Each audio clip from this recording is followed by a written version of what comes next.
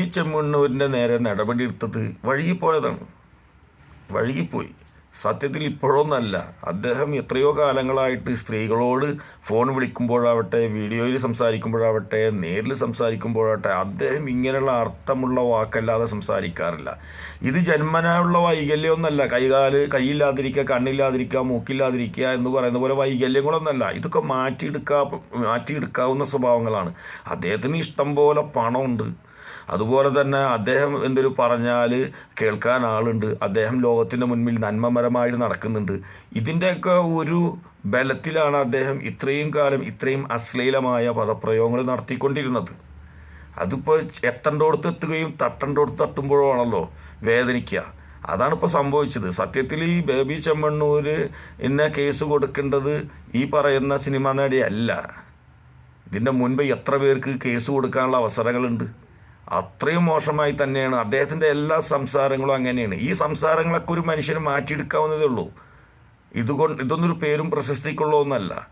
ഇത് സമൂഹത്തിനെ പലതരത്തിലും വേദനിപ്പിക്കുകയും പല മനുഷ്യരെയും തെറ്റിദ്ധാരണയിലുണ്ടാക്കുകയും പല മനുഷ്യരെയും ഇടക്കാക്കി എടുക്കുകയും ചെയ്യുന്ന സംവിധാനമാണ്. അങ്ങനൊന്നും മുതലുണ്ടാക്കി അങ്ങനെ പേരും പ്രശസ്തി ഉണ്ടാക്കേണ്ട ഒരു സംസ്കാരമുള്ള രാജ്യമല്ല ഇന്ത്യ.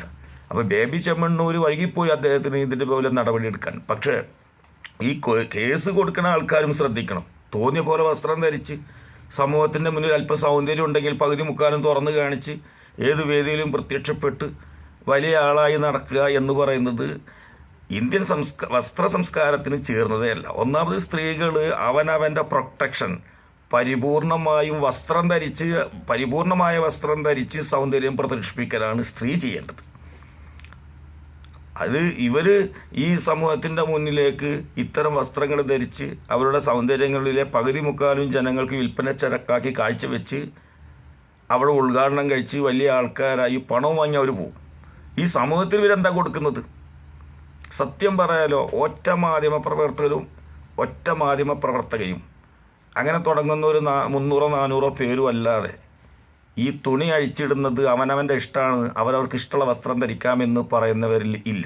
ബാക്കി 190% ജനതയും ഇത്തരം വസ്ത്രധാരണകളോട് സ്ത്രീകളും പുരുഷന്മാരും എതിര് തന്നെയാണ്. കാരണം വളർന്നു വരുന്ന തലമുറകൾക്ക് ഇവരെന്ത് മെസ്സേജാണ് കൊടുക്കുന്നത്?